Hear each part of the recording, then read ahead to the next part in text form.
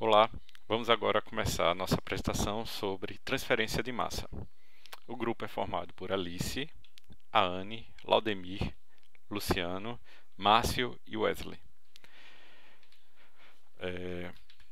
Vamos começar aqui. O que será visto nessa apresentação?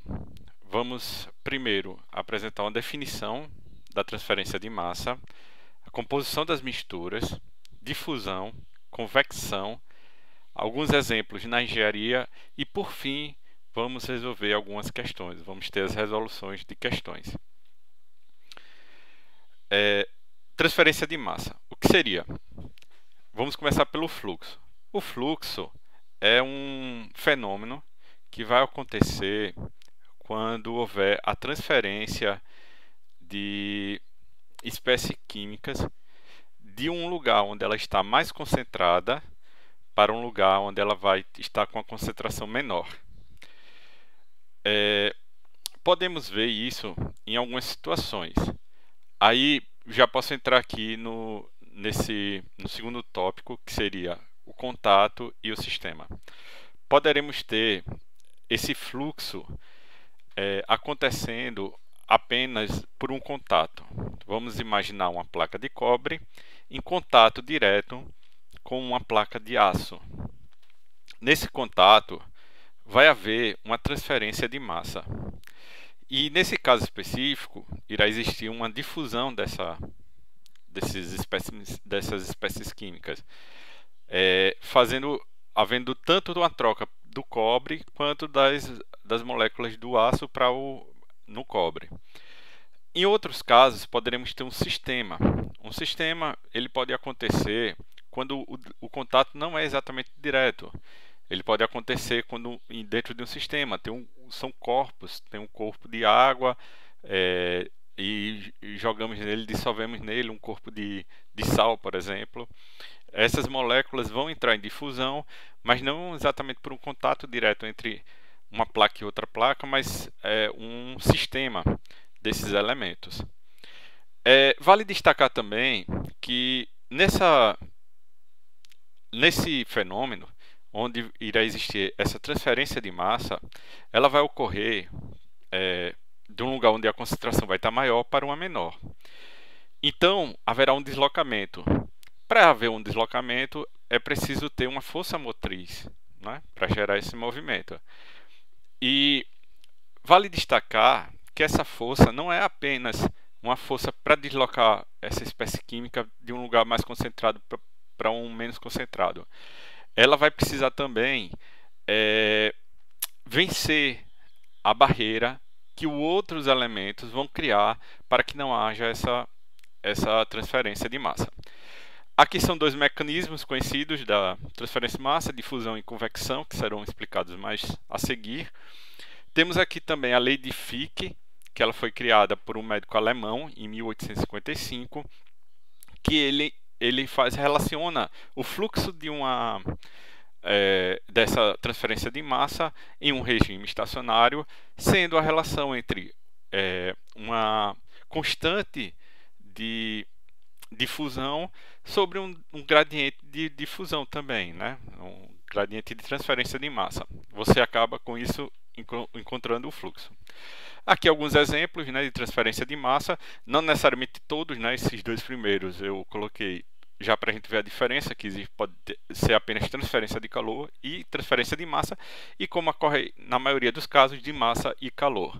Esse primeiro, radiação do Sol para a Terra, né, da temperatura, criando calor, apenas transferência de calor. As ventoinhas do computador, quando a gente liga para esfriar, por exemplo, a CPU, é uma transferência apenas de calor. O refinamento do óleo, ele é uma transferência tanto de calor quanto de massa. Cozimento de alimentos, que é uma atividade tão rotineira, ela é uma transferência tanto de calor quanto de massa. O funcionamento dos rins é apenas transferência de massa. E remédios em adesivos também é transferência de massa. Esses dois exemplos eu vou ilustrar daqui a pouco. Aqui é apenas uma comparação para ficar simples visualizar. O momento da velocidade, por exemplo, em um meio onde há viscosidade, a gente já estudou isso antes, ela está ali definida. Olha a semelhança entre ela com a transferência de calor, onde vai haver uma transferência de calor, existe um coeficiente de transferência de calor e existe um gradiente também. E a mesma situação encontramos na transferência de massa. Isso eu achei bem interessante colocar para a gente ver que eles estão bem parecidos, né? Um a velocidade, um calor e o outro a massa. Aqui um exemplo que eu achei bem interessante, que está sendo bem utilizado hoje em dia, que é o uso de membranas. Essas membranas elas permitem a passagem da massa de determinados elementos. Isso é ótimo. Está sendo muito usado hoje em dia. É algo que dá para o cara, dá para a pessoa se aprofundar nesse assunto. Eu já vi exemplo usando para água, filtrar água, como também para fluidos gasosos, também chaminés, está sendo bastante usada. Em cada membrana dessa, aqui, por exemplo, vai ter a alimentação do material que você quer filtrar, ele vai passar, e o material consegue passar pela membrana, ele chega até o centro, e ele é transferido para outro lugar sem esses depois de passar por essa filtragem, né? Lembrando que a filtragem ela pode ser de dentro para fora ou de fora para dentro, altera algumas coisas, mas a ideia é a mesma, que é as membranas permitirem ou não a passagem de alguns elementos pela transferência de massa. E o mais interessante desse sistema é porque você pode usar membranas específicas para cada elemento, ou seja, não necessariamente uma membrana vai travar todos os elementos que você quer, vai impedir, né, a transferência da massa, mas outras membranas vão fazer isso, ou seja, você vai ter um conjunto de membranas que ela vai desempenhar no final o resultado esperado. Aqui foram aqueles exemplos que eu falei, um falando do rins, na verdade uma hemodiálise. Aqui a gente consegue ver que o paciente está recebendo uma entrada e uma saída, né, para poder o sangue passar por esse equipamento, e esse equipamento, o sangue de forma alguma entra em contato direto com essa solução da diálise, né? Ele vai passar e essa solução aqui, se você for ver, ela está correndo toda por fora e vai sair do outro lado, com a ureia e com sais excessivos. Ou seja, nesse contato aqui, nós teremos membranas que vão permitir ou não a passagem da transferência de massa, ou seja, aqui a concentração vai estar bem maior, aqui menor, e a membrana permite apenas esses elementos de passar nesse processo de osmose, né, que seria apenas o diâmetro por onde pode passar esses elementos, e é feito assim o sangue voltando para o corpo e ficando puro, ou seja, essa é a função basicamente do rins. Aqui do lado nós temos um adesivo com a substância, com a droga que vai fazer algum efeito na pessoa de farmacêutico, né? Aqui nós temos, ele representa uma reserva, ou seja, um material que ficaria mais na parte externa aqui.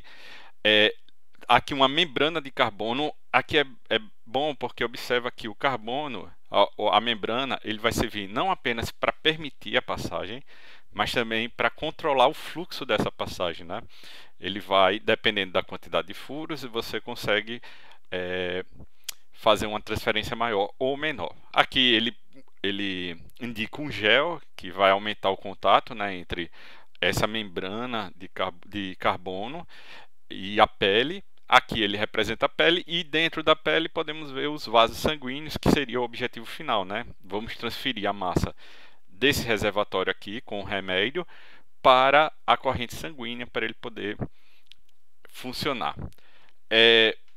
Com isso, eu acabo aqui a introdução desse nosso assunto e vamos agora em seguida ver o mecanismo de transferência de massa por difusão e convecção.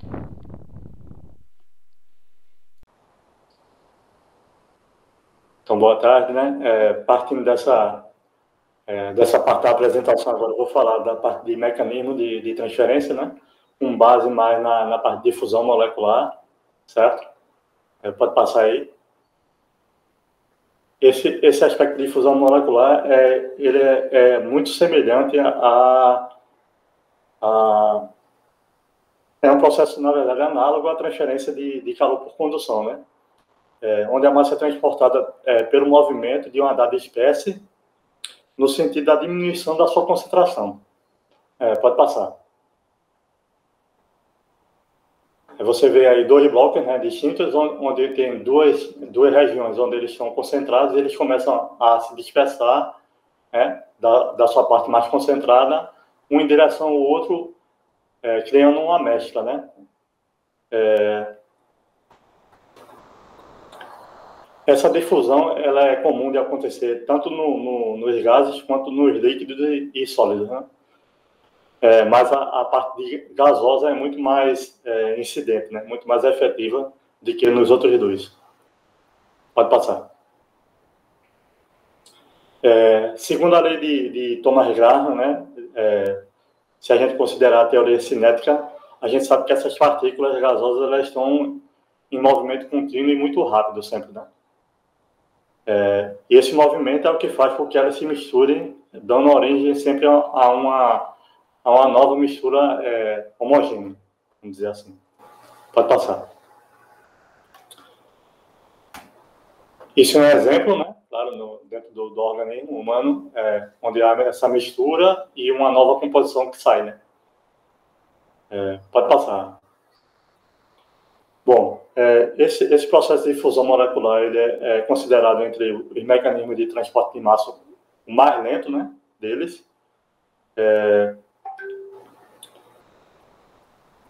E ele ocorre basicamente partindo de uma área de maior concentração, que é essa parte do lado esquerdo, que é chamada de hipertônica, até a região de menor concentração, que é a do lado direito, classificada como hipotônica, né? E esse movimento, na verdade, ele busca uma harmonia entre as duas substâncias, né? Eles vão se dispersando entre elas até que elas se tornem o que a gente chama de isotônicas, que nada mais é do que quando essas substâncias elas atingem uma concentração equilibrada da parte das suas moléculas, né? Pode passar. Aí, tratando agora da parte de difusão em sólidos, né? A gente encontra a transferência de massa por movimento atômico,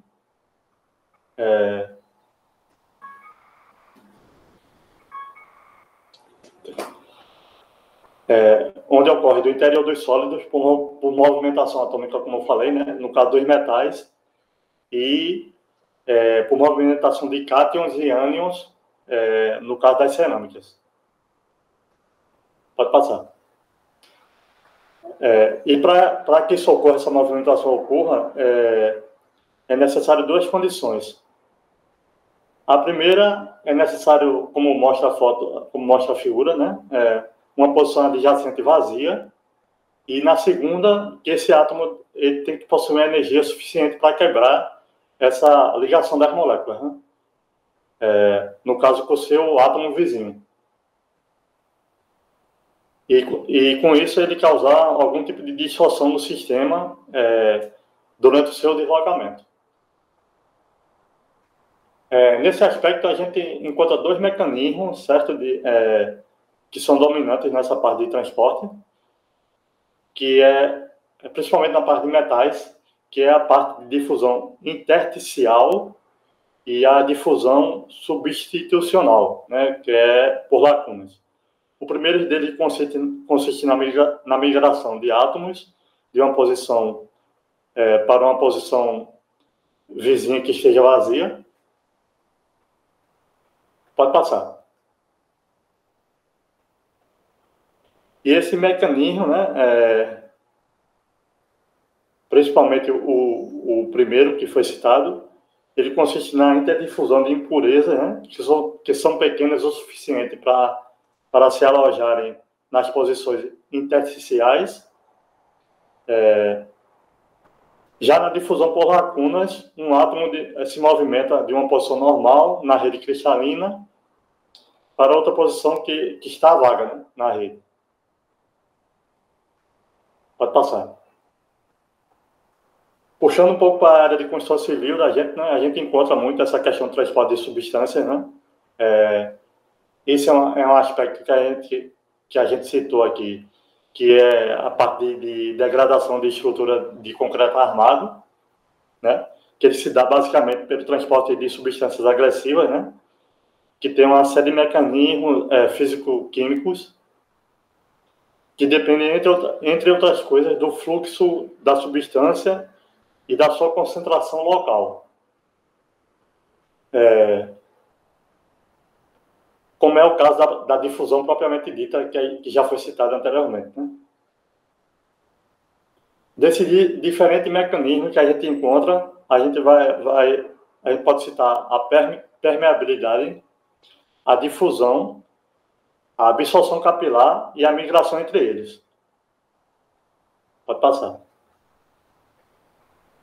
A gente sabe que o concreto é um material muito poroso, né? Devido a isso, ele normalmente é um material considerado frágil por conta dessa porosidade, né?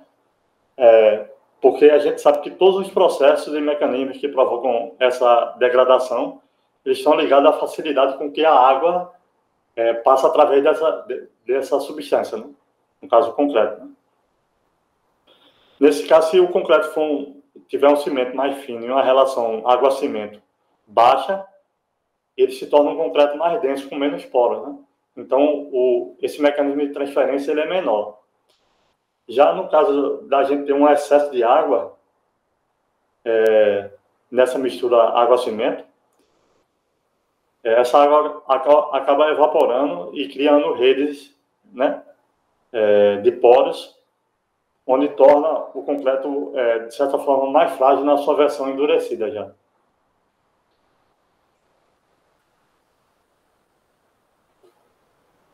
Pode passar. O que gera, normalmente, microfissuras, né, no concreto.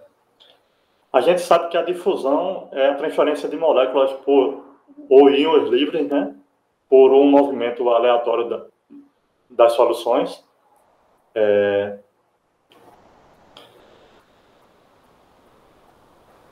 E como já foi falado, das regiões de maior concentração para a de menor concentração, né, quando elas se difundem.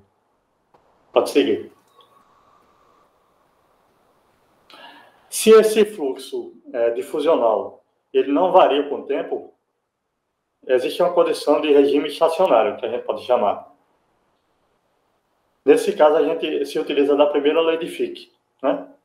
Que serve para calcular a quantidade de átomos que se difunde através de uma área por unidade de tempo. Pode passar.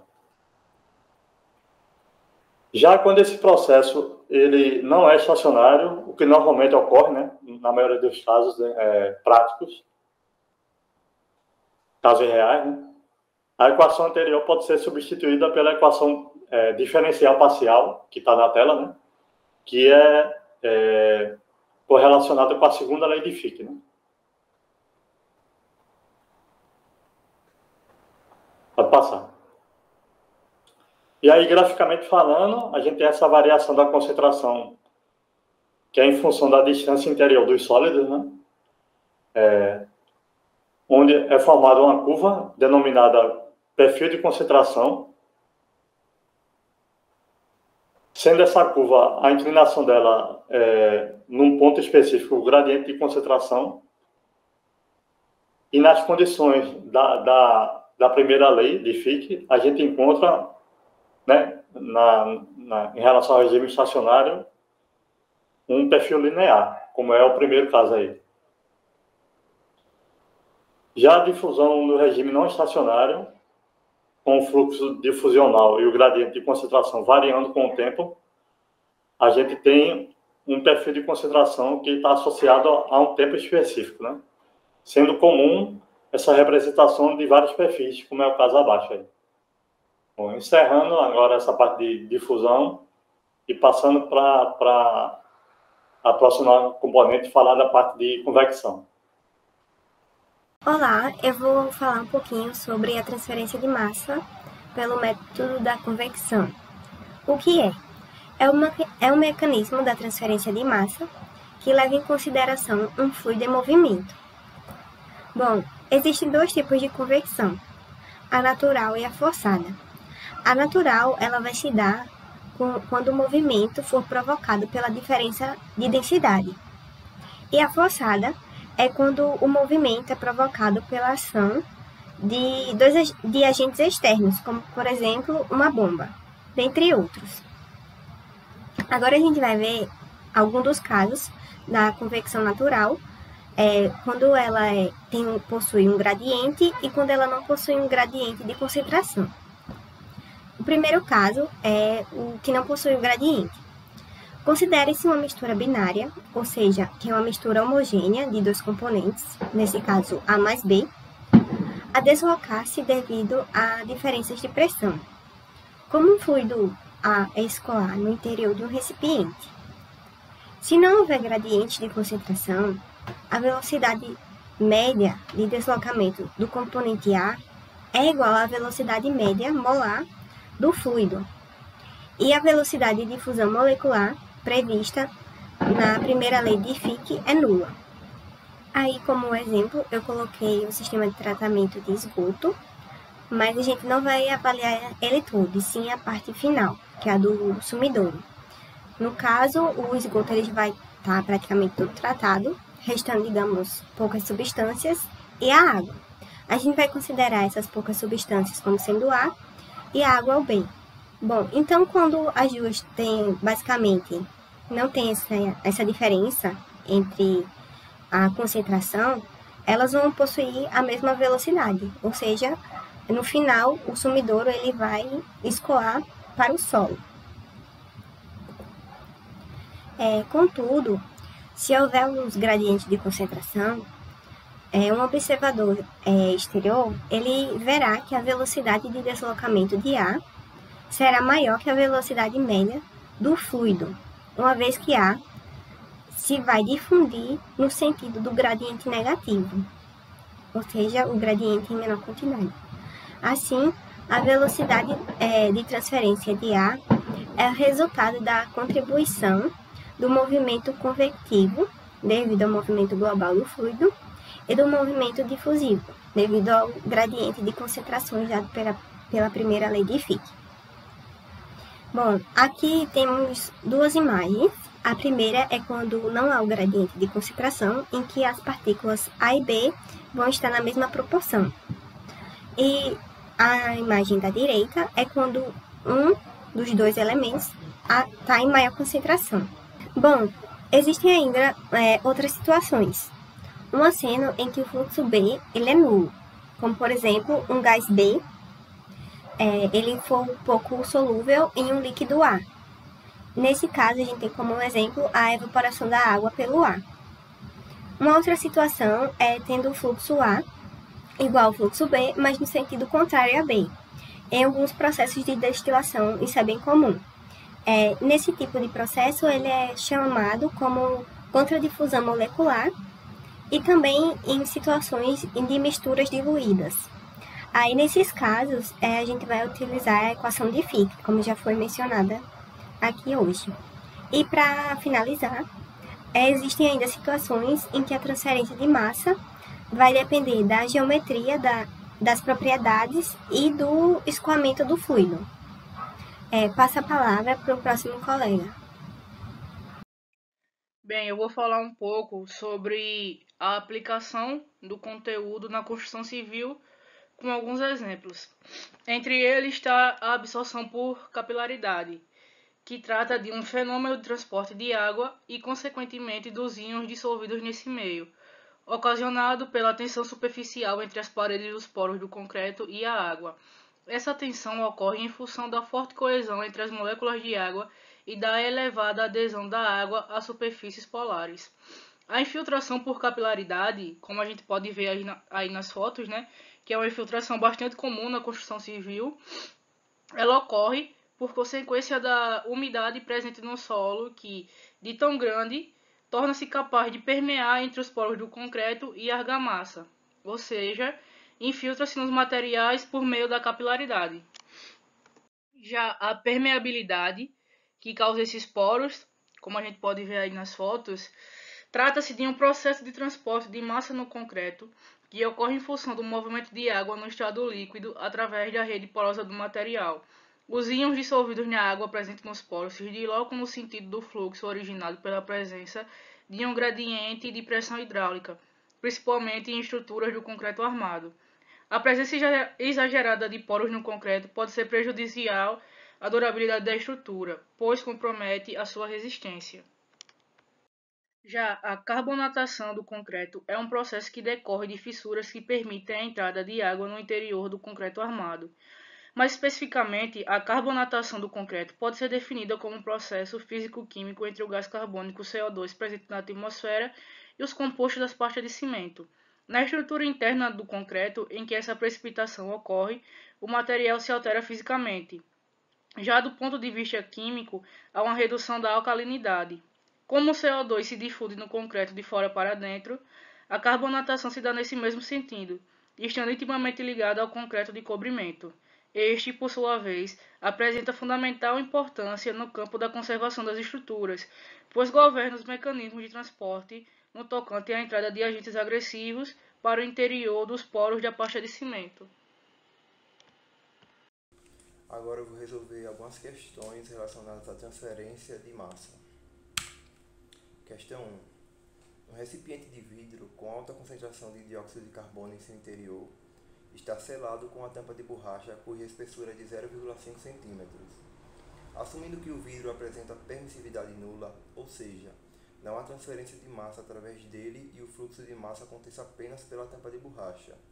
Determine o fluxo de massa do dióxido de carbono entre o meio interior para o exterior, considerando que a concentração de dióxido de carbono no interior do recipiente seja de 2 kg por metro cúbico e a concentração na região externa é de 0,2 kg por metro cúbico e que o coeficiente de difusão do CO2 na borracha é de 1,1 vezes 10 elevado a menos 10 metros quadrados por segundo.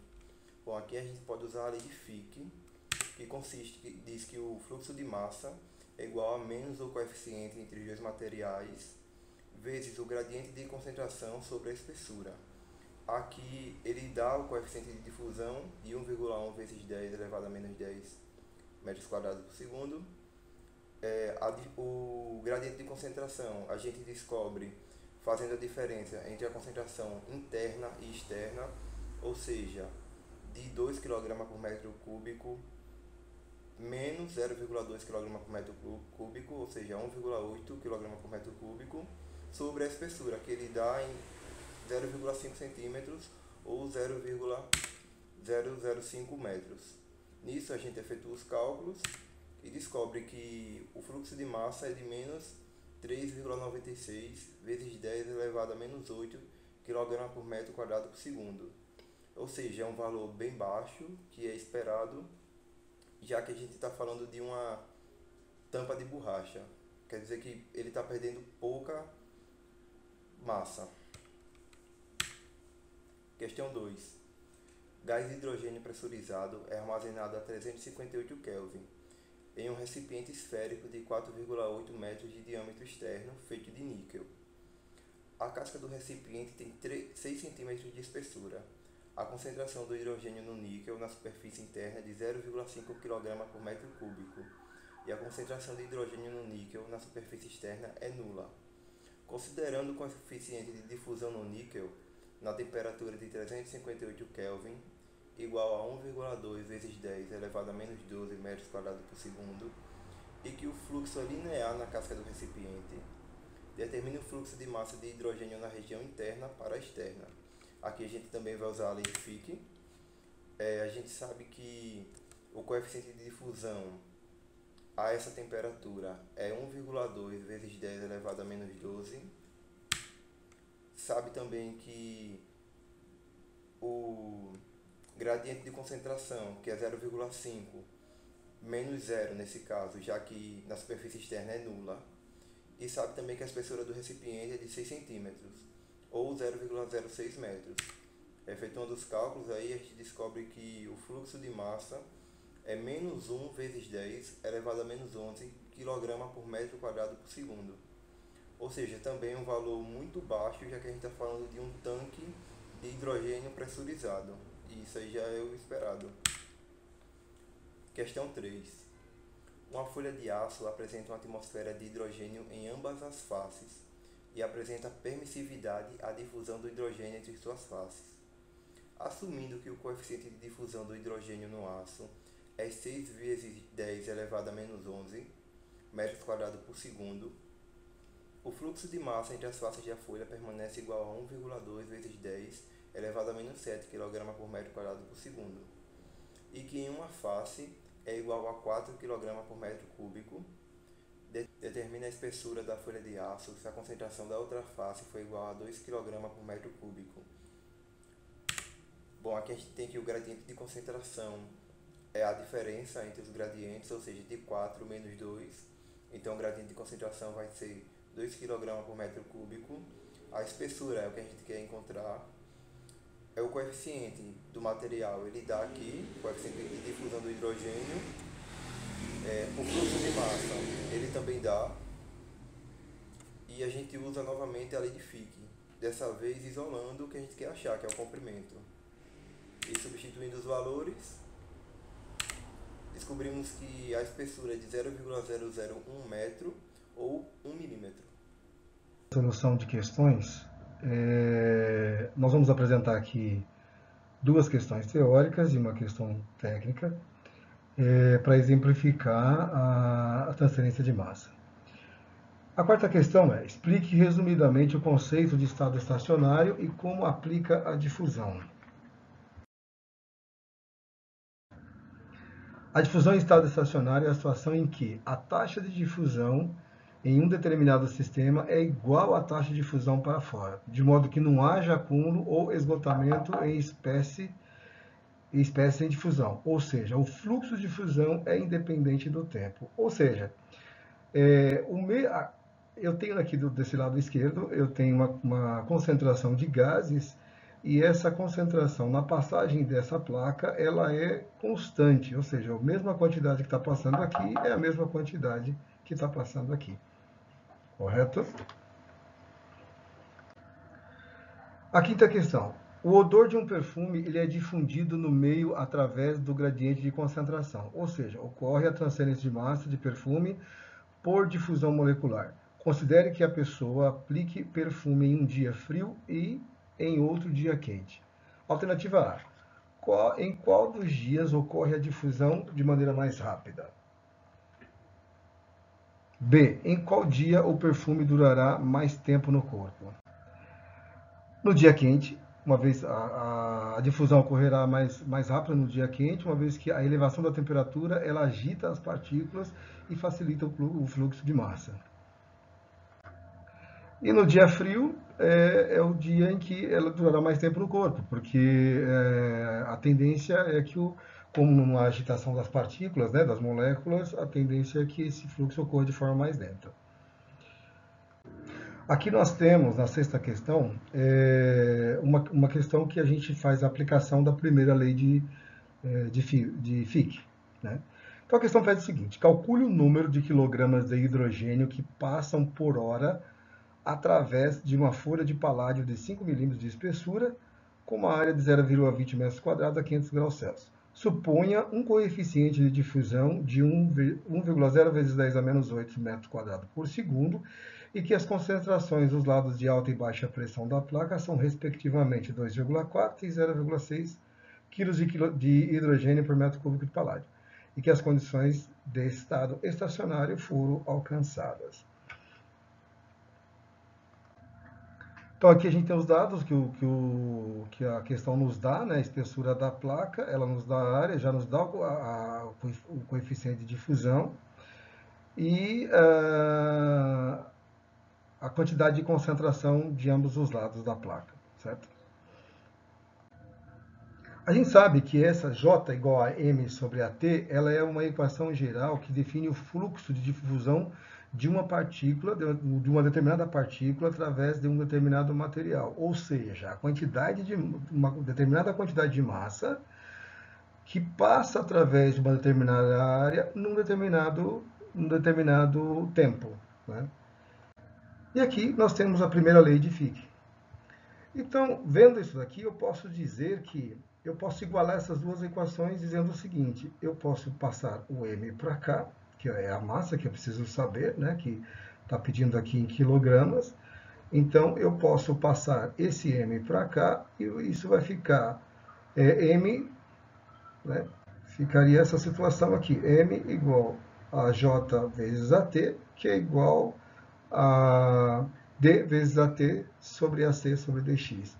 Eu tenho todas as informações que a questão me dá, né? E o fato de igualar significa que isso daqui, ó, essa aqui, na verdade, assim, né?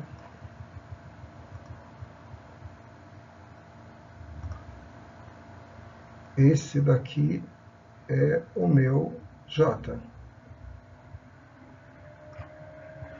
Na verdade, pega aqui, né? Esse aqui é o meu J. Eita, tá difícil desenhar aqui, mas tudo bem, vamos seguir adiante. Aí nessa situação, eu igualando essa questão, igualando essa equação, a questão ela me dá todas as informações. Aí é só substituir, só fazer a substituição dos valores que já são me dados, certo? Eu tenho aqui o meu coeficiente de difusão, atentar aqui porque a questão me dá, ele pede em horas, né? Então, se ele pede em horas, eu vou ter que multiplicar aqui por 3,6, né, para transformar isso em horas. Aqui está a minha variação, né, o meu ΔC, que é a minha variação de concentração. Aqui está o meu ΔX, que é a espessura da placa, que é essa espessura aqui, certo? E a área me é fornecida aqui pela questão, está aqui. E o coeficiente de difusão, que também é fornecido pela questão, que está aqui. Então, fazendo essa conta, nós chegamos nesse resultado. Ok? E é isso. Essas são as questões que são apresentadas. Aqui estão as referências bibliográficas, né? E é isso. Muito obrigado. Até mais.